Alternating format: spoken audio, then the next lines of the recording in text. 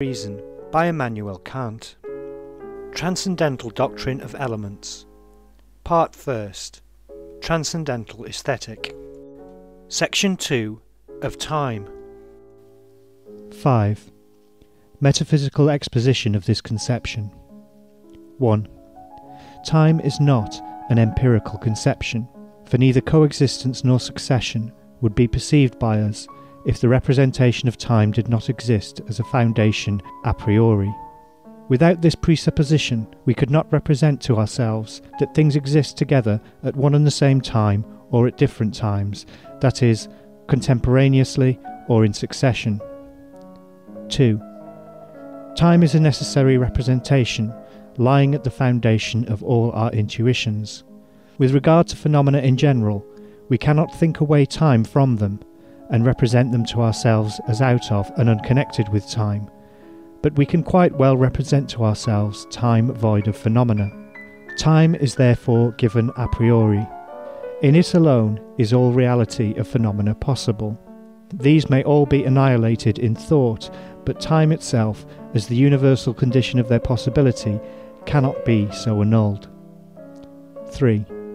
On this necessity a priori is also founded the possibility of apodiactic principles of the relations of time or axioms of time in general, such as time has only one dimension, different times are not coexistent but successive, as different spaces are not successive but coexistent. These principles cannot be derived from experience, for it would give neither strict universality nor apodiactic certainty. We should only be able to say, so common experience teaches us, but not, it must be so. They are valid rules, through which, in general, experience is possible, and they instruct us respecting experience, and not by means of it. 4. Time is not a discursive, or as it is called, general conception, but a pure form of the sensuous intuition. Different times are merely parts of one and the same time, but the representation which can only be given by a single object is an intuition. Besides, the proposition that different times cannot be coexistent could not be derived from a general conception, for this proposition is synthetical, and therefore cannot spring out of conceptions alone. It is therefore contained immediately in the intuition and representation of time. 5. The infinity of time signifies nothing more than that every determined quantity of time is possible only through limitations of one time lying at the foundation. Consequently, the original representation, time, must be given as unlimited, but as the determinate representation of the parts of time and of every quantity of an object can only be obtained by limitation, the complete representation of time must not be furnished by means of conceptions, for these contain only partial representations. Conceptions, on the contrary, must have immediate intuition for their basis. 6. Transcendental exposition of the conception of time. I may here refer to what is said above, where, for sake of brevity, I have placed under the head of metaphysical exposition that which is properly transcendental. Here I shall add that the conception of change, and with it the conception of motion as change of place, is possible only through and in the representation of time. That if this representation were not an intuition, internal, a priori, no conception of whatever kind could render comprehensible the possibility of change, in other words, of a conjunction of contradictorily opposed predicates in one and the same object, for example, the presence of a thing in a place and the non-presence of the same thing in the same place. It is only in time that it is possible to meet with two contradictorily opposed determinations in one thing, that is, after each other. Thus our conception of time explains the possibility of so much synthetical knowledge a priori as is exhibited in the general doctrine of motion, which is not a little fruitful. 7. Conclusions from the above conceptions. A. Time is not something which subsists of itself, or which inheres in a thing as an objective determination, and therefore remains, when abstraction is made, of the subjective conditions of the intuition of things. For in the former case, it would be something real, yet without presenting to any power of perception any real object. In the latter case, as an order of determination inherent in things themselves, it could not be antecedent to things as their condition, nor discerned or intuited by means of synthetical propositions a priori. But all this is quite possible when we regard time as merely the subjective condition under which all our intuitions take place. For in that case, this form of the inward intuition can be represented prior to the objects, and consequently a priori. B. Time is nothing else than the form of the internal sense, that is, of the intuitions of self and of our internal state. For time cannot be any determination of outward phenomena. It has to do neither with shape nor position. On the contrary, it determines the relation of representations in our internal state. And precisely because this internal intuition presents to us no shape or form, we endeavour to supply this want by analogies, and represent the course of time by a line progressing to infinity, the content of which constitutes a series which is only of one dimension, and we conclude from the properties of this line as to all the properties of time, with the single exception that the parts of the line are coexistent, whilst those of time are successive. From this it is clear also that the representation of time is itself an intuition, because all its relations can be expressed in an external intuition. C. Time is the formal condition a priori of all phenomena whatsoever. Space, as the pure form of external intuition, is limited as a condition a priori to external phenomena alone. On the other hand, because all representations, whether they have or have not external things for their objects, still in themselves as determinations of the mind, belong to our internal state. And because this internal state is subject to the formal condition of the internal intuition, that is, to time, time is a condition a priori of all phenomena whatsoever, the immediate condition of all internal, and thereby the mediate condition of all external phenomena. If I can say a priori all outward phenomena are in space and determined a priori according to the relations of space, I can also, from the principle of the internal sense, affirm universally all phenomena in general, that is, all objects of the senses, are in time, and stand necessarily in relations of time. If we abstract our internal intuition of ourselves and all external intuitions, possible only by virtue of this internal intuition and presented to us by our faculty of representation, and consequently take objects as they are in themselves, then time is nothing. It is only of objective validity in regard to phenomena, because these are things which we regard as objects of our senses. It no longer objective, we make abstraction of the sensuousness of our intuition, in other words, of that mode of representation which is peculiar to us, and speak of things in general. Time is therefore merely a subjective condition of our human intuition, which is always sensuous, that is, so far as we are affected by objects, and in itself, independently of the mind or subject, is nothing. Nevertheless, in respect of all phenomena, consequently of all things which come within the sphere of our experience, it is necessarily objective. We cannot say all things are in time, because in this conception of things in general, we abstract and make no mention of any sort of intuition of things. But this is the proper condition under which time belongs to our representation of objects. If we add the condition to the conception and say, all things as phenomena, that is, objects of sensuous intuition, are in time, then the proposition has its sound objective validity and universality a priori. What we have now set forth teaches, therefore, the empirical reality of time, that is, its objective validity in reference to all objects which can ever be presented to our senses. And as our intuition is always sensuous, no object ever can be presented to us in experience which does not come under the conditions of time. On the other hand, we deny to time all claim to absolute reality, that is, we deny that it, without having regard to the form of our sensuous intuition, absolutely inheres in things as a condition or property. Such properties as belong to objects as things in themselves never can be presented to us through the medium of the senses. Herein consists, therefore, the transcendental ideality of time, according to which, if we abstract the subjective conditions of sensuous intuition, it is nothing, and cannot be reckoned as subsisting or inhering in objects as things in themselves, independently of its relation to our intuition.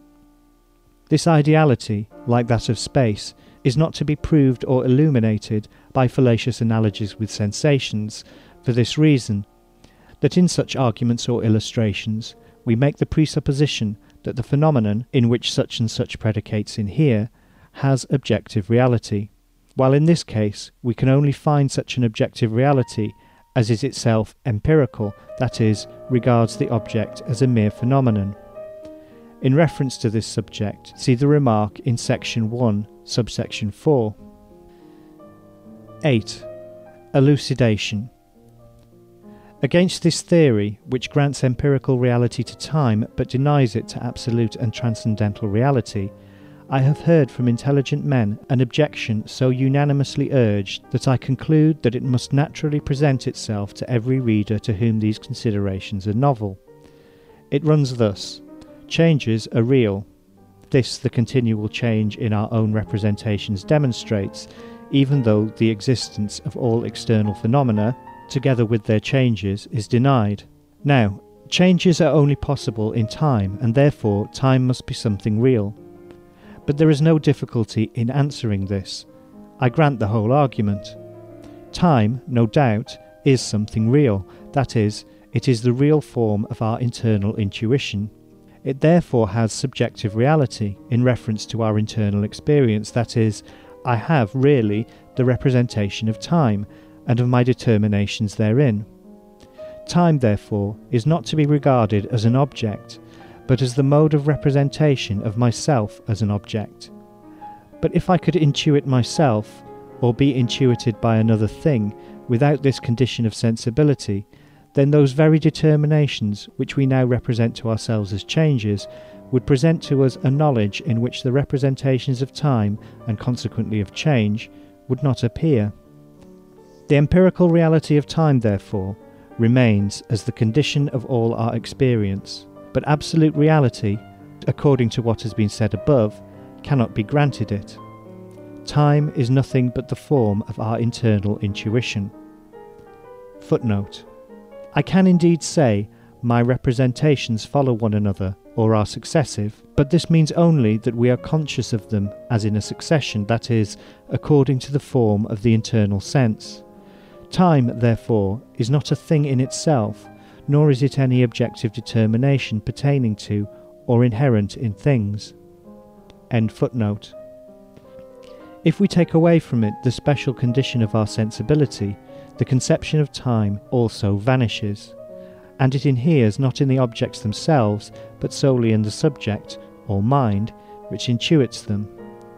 But the reason why this objection is so unanimously brought against our doctrine of time, and that too by disputants who cannot start any intelligible arguments against the doctrine of the ideality of space, is this: they have no hope of demonstrating apodiactically the absolute reality of space, because the doctrine of idealism is against them, according to which the reality of external objects is not capable of any strict proof.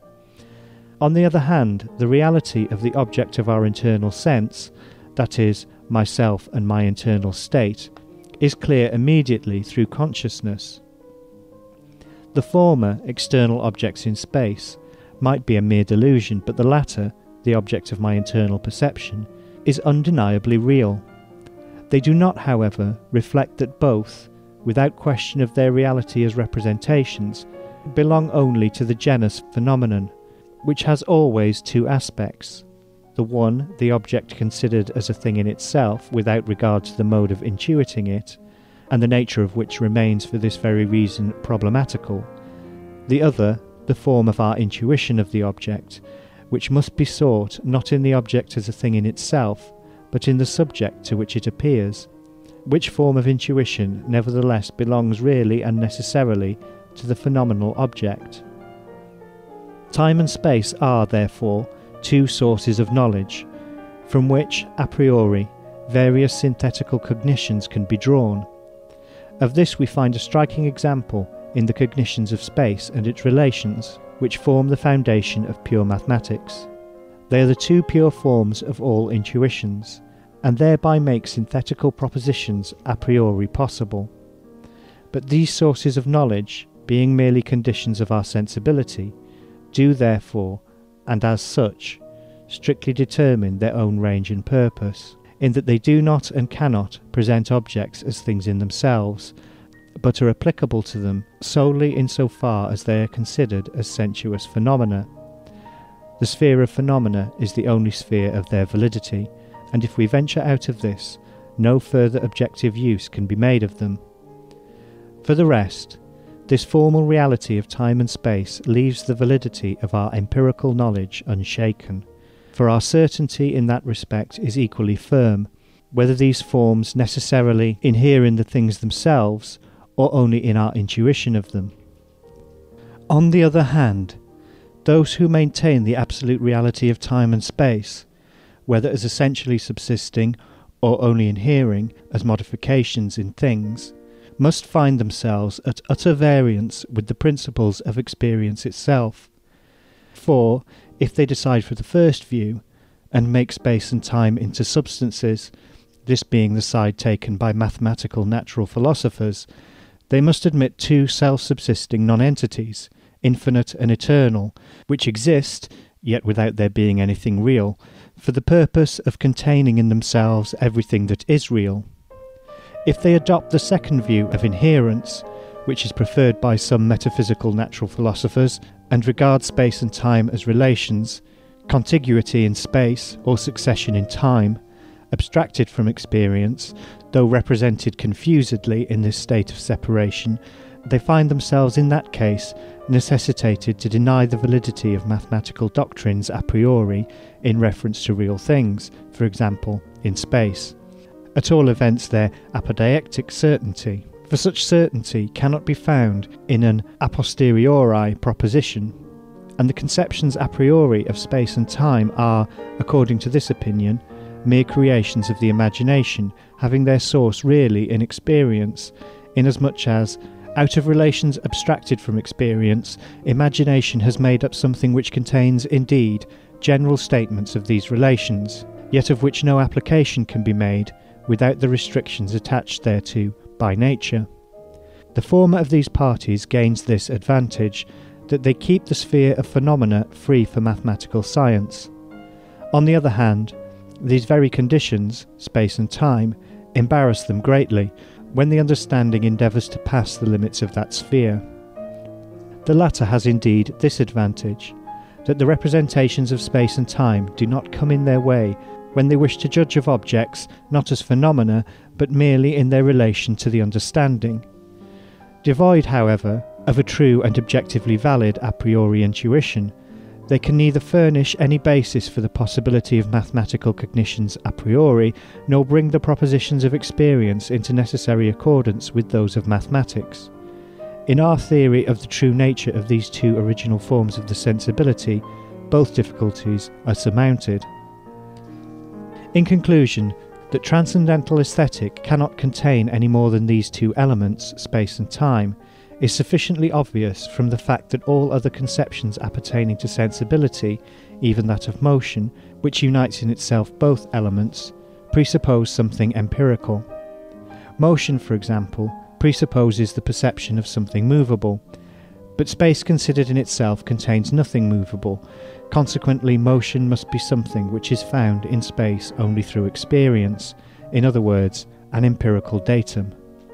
In like manner, transcendental aesthetic cannot number the conception of change among its data a priori, for time itself does not change, but only something which is in time.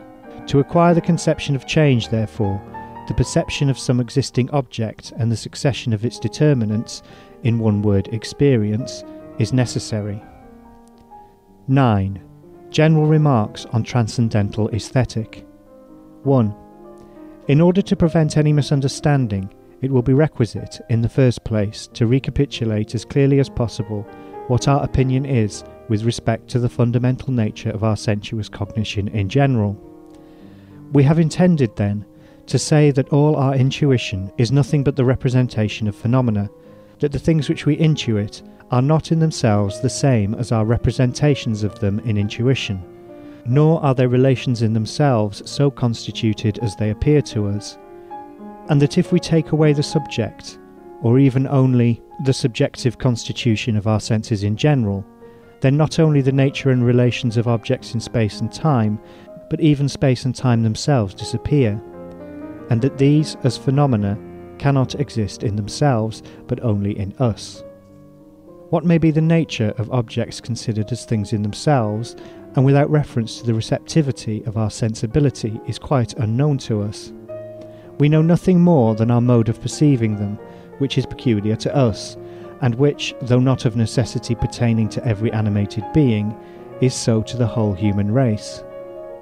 With this alone we have to do.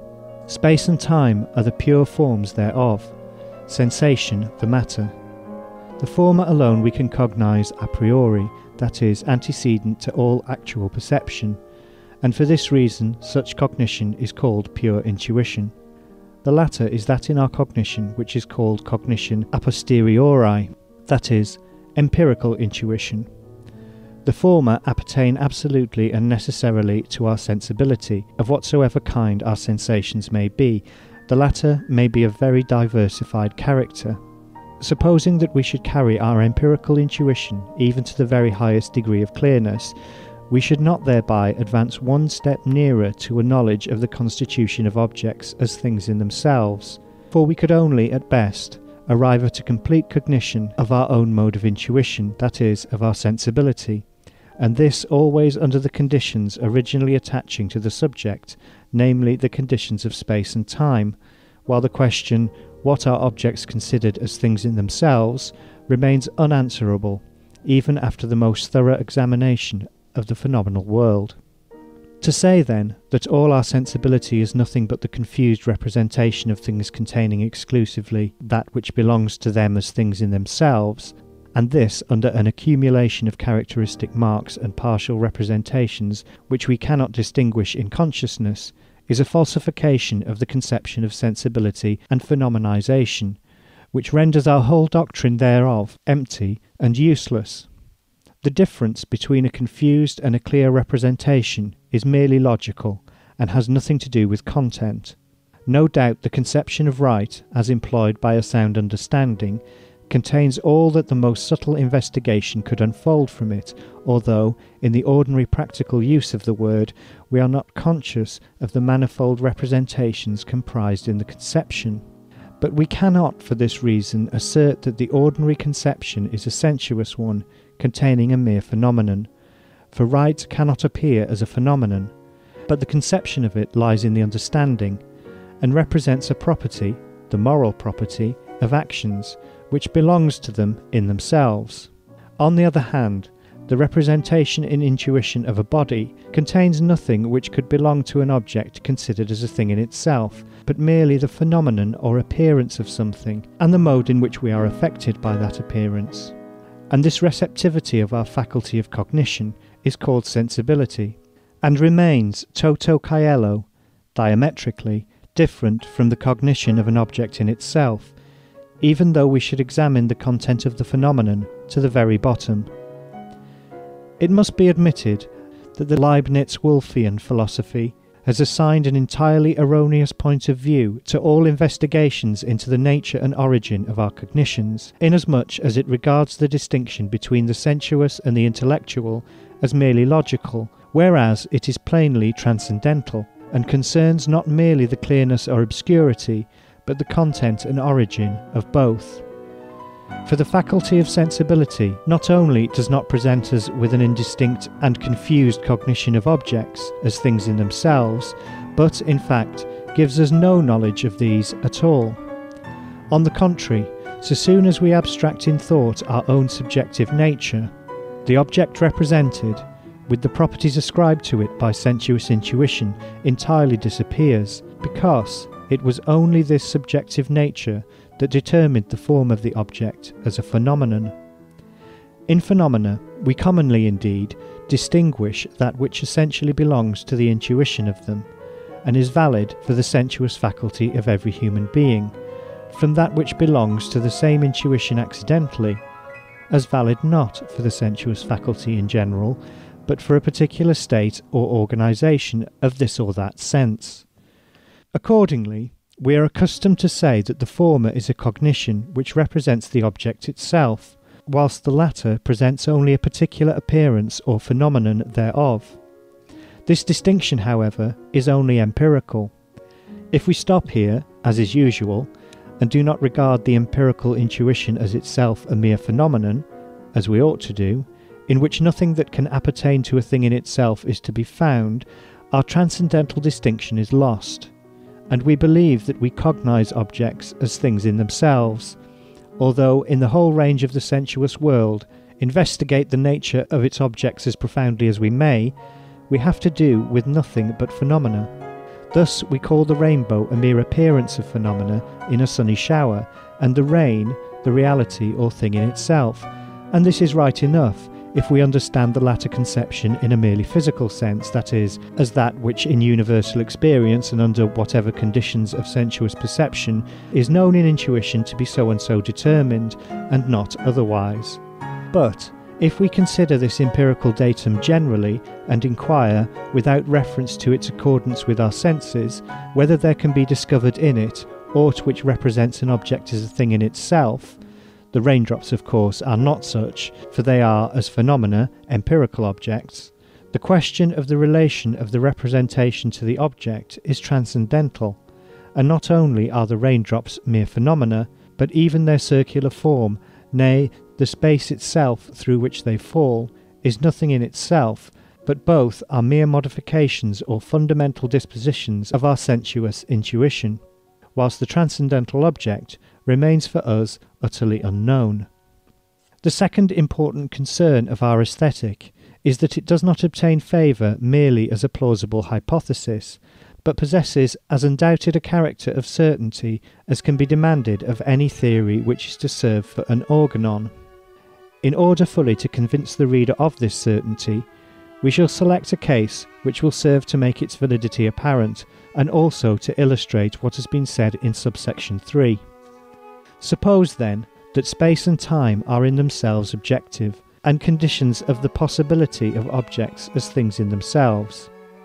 In the first place, it is evident that both present us with very many apodiactic and synthetic propositions a priori, but especially space, and for this reason we shall prefer it for investigation at present.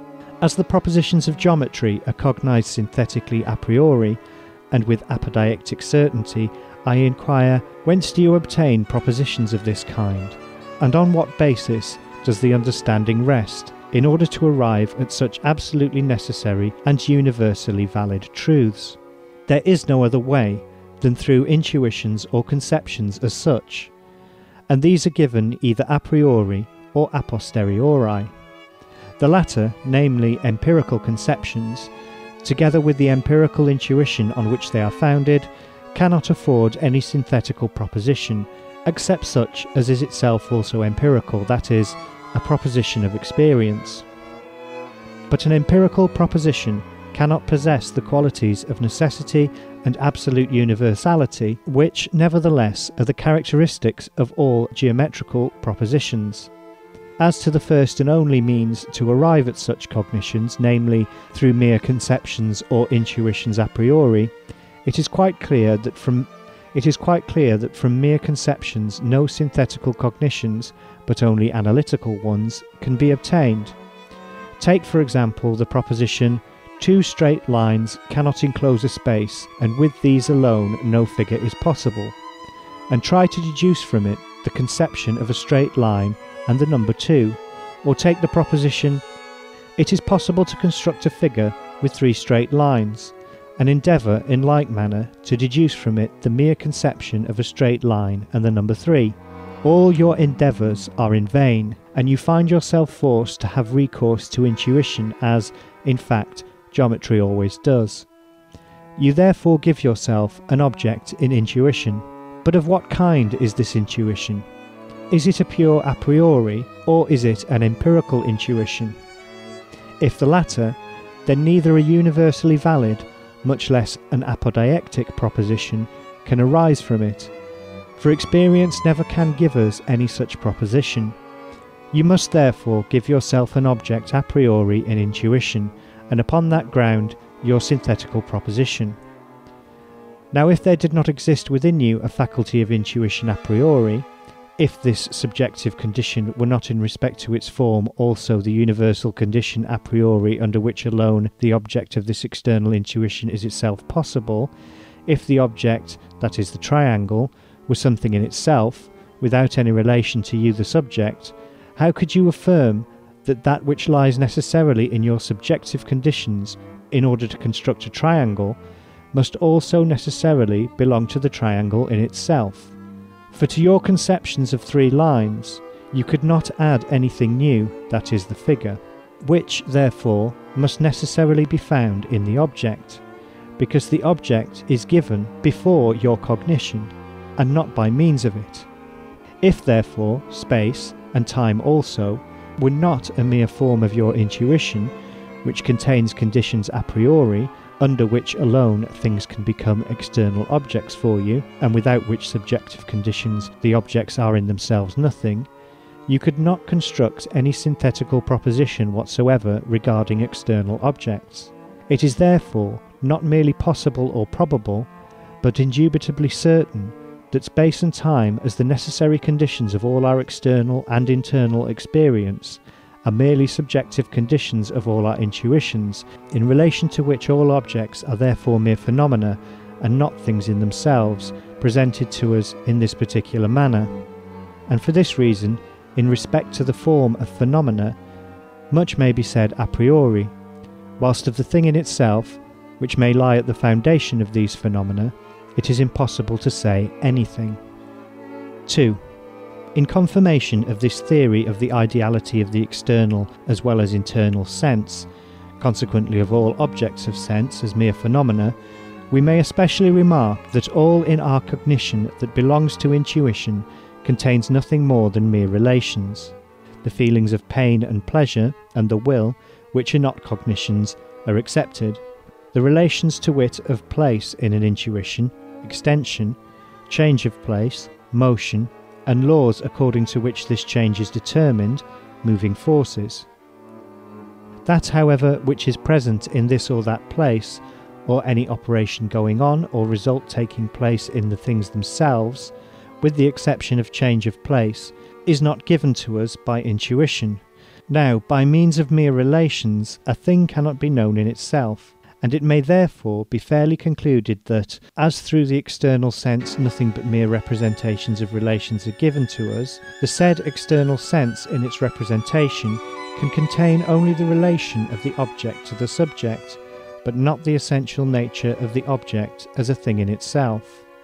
The same is the case with the internal intuition, not only because in the internal intuition the representation of the external senses constitutes the material with which the mind is occupied, but because time, in which we place, and which itself antecedes the consciousness of these representations in experience, and which, as the formal condition of the mode according to which objects are placed in the mind, lies at the foundation of them, contains relations of the successive, the coexistent, and of that which always must be coexistent with succession, the permanent.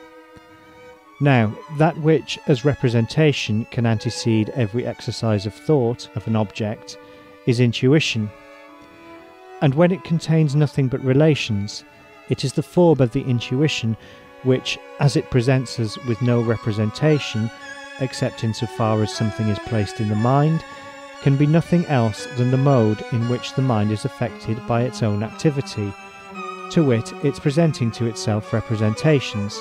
Consequently, the mode in which the mind is affected by itself, that is, it can be nothing but an internal sense in respect to its form. Everything that is represented through the medium of sense is so far phenomenal. Consequently, we must either refuse altogether to admit an internal sense, or the subject, which is the object of that sense, could only be represented by it as phenomenon, and not as it would judge of itself if its intuition were pure spontaneous activity, that is, were intellectual. The difficulty here lies wholly in the question, how can the subject have an internal intuition of itself? But this difficulty is common to every theory. The consciousness of self, apperception, is the simple representation of the ego, and if by means of that representation alone all the manifold representations in the subject were spontaneously given, then our internal intuition would be intellectual. This consciousness in man requires an internal perception of the manifold representations which are previously given in the subject, and the manner in which these representations are given in the mind without spontaneity must, on account of this difference, the want of spontaneity, be called sensibility. If the faculty of self-consciousness is to apprehend what lies in the mind, it must all act that, and can in this way alone produce an intuition of self. But the form of this intuition, which lies in the original constitution of the mind, determines in the representation of time the manner in which the manifold representations are to combine themselves in the mind, since the subject intuits itself not as it would represent itself immediately and spontaneously, but according to the manner in which the mind is internally affected, consequently as it appears and not as it is. 3. When we say that the intuition of external objects, and also the self-intuition of the subject, represent both objects and subject in space and time as they affect our senses, that is, as they appear, this is by no means equivalent to asserting that these objects are merely illusory appearances. For when we speak of things as phenomena, the objects, nay, even the properties which we ascribe them, are looked upon as really given, only that in so far as this or that property depends upon the mode of intuition of the subject in the relation of the given object to the subject, the object as phenomena is to be distinguished from the object as a thing in itself. Thus I do not say that bodies seem or appear to be external to me, or that my soul seems merely to be given in my self-consciousness, although I maintain that the properties of space and time, in conformity to which I set both as the condition of their existence, abide in my mode of intuition, and not in the objects in themselves. It would be my own fault if out of that which I should reckon as phenomenon, I made mere illusory appearance. Footnote. The predicates of the phenomenon can be affixed to the object itself in relation to our sensuous faculty, for example, the red colour or the perfume to the rose. But illusory appearance never can be attributed as a predicate to an object, for this very reason, that it attributes to this object in itself that which belongs to it only in relation to our sensuous faculty, or to the subject in general, e.g. the two handles which were formerly ascribed to Saturn. That which is never to be found in the object itself, but always in the relation of the object to the subject, and which moreover is inseparable from our representation of the object, we denominate phenomenon. Thus the predicates of space and time are rightly attributed to objects of the senses as such, and in this there is no illusion. On the contrary, if I ascribe redness of the rose as a thing in itself, or to Saturn his handles, or extension to all external objects considered as things in themselves, without regarding the determinate relation of these objects to the subject, and without limiting my judgment to that relation, then, and then only, arises illusion. End footnote. But this will not happen, because of our principle of the ideality of all sensuous intuitions. On the contrary, if we ascribe objective reality to these forms of representation, it becomes impossible to avoid changing everything into mere appearance. For if we regard space and time as properties, which must be found in objects as things in themselves, as sine quibus non of the possibility of their existence, and reflect on the absurdities in which we then find ourselves involved, inasmuch as we are compelled to admit the existence of two infinite things, which are nevertheless not substances, nor anything really inhering in substances, nay, to admit that they are the necessary conditions of the existence of all things, and moreover that they must continue to exist, although all existing things were annihilated, we cannot blame the good Berkeley for degrading bodies to mere illusory appearances. Nay, even our own existence, which would in this case depend upon the self-existent reality of such a mere non-entity as time, would necessarily be changed with it into mere appearance, an absurdity which no one has yet been guilty of. 4. In natural theology, where we think of an object, God, which can never be an object of intuition to us, and even to himself can never be an object of sensuous intuition, we carefully avoid attributing to this intuition the conditions of space and time, and intuition all his cognition must be, and not thought, which always includes limitation. But with what right can we do this if we make them forms of objects as things in themselves, and such moreover as would continue to exist as a priori conditions of the existence of things, even though the things themselves were annihilated? For as conditions of all existence in general, space and time must be conditions of the existence of the Supreme Being also.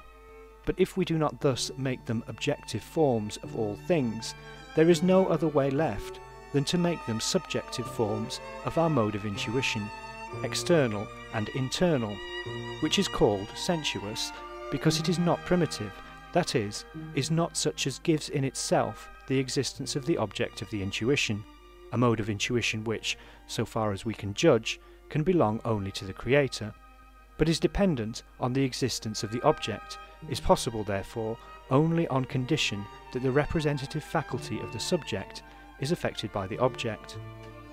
It is, moreover, not necessary that we should limit the mode of intuition in space and time to the sensuous faculty of man. It may well be that all finite thinking beings must necessarily in this respect agree with man, though as to this we cannot decide.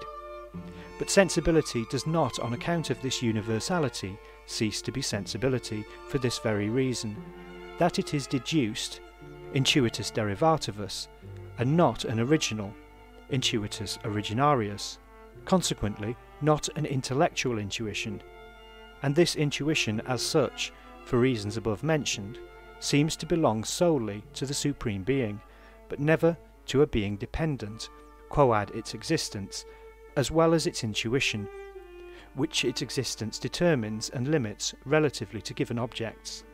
This latter remark, however, must be taken only as an illustration, and not as any proof of the truth of our aesthetical theory. Subsection 10. Conclusion of the Transcendental Aesthetic. We have now completely before us one part of the solution of the grand general problem of transcendental philosophy, namely the question, how are synthetical propositions a priori possible? That is to say, we have shown that we are in possession of pure a priori intuitions, namely space and time, in which we find, when in a judgment a priori we pass out beyond the given conception, something which is not discoverable in that conception, but is certainly found a priori in the intuition which corresponds to the conception, and can be united synthetically with it. But the judgments which these pure intuitions enable us to make never reach farther than to objects of the senses, and are valid only for objects of possible experience. End of section 5.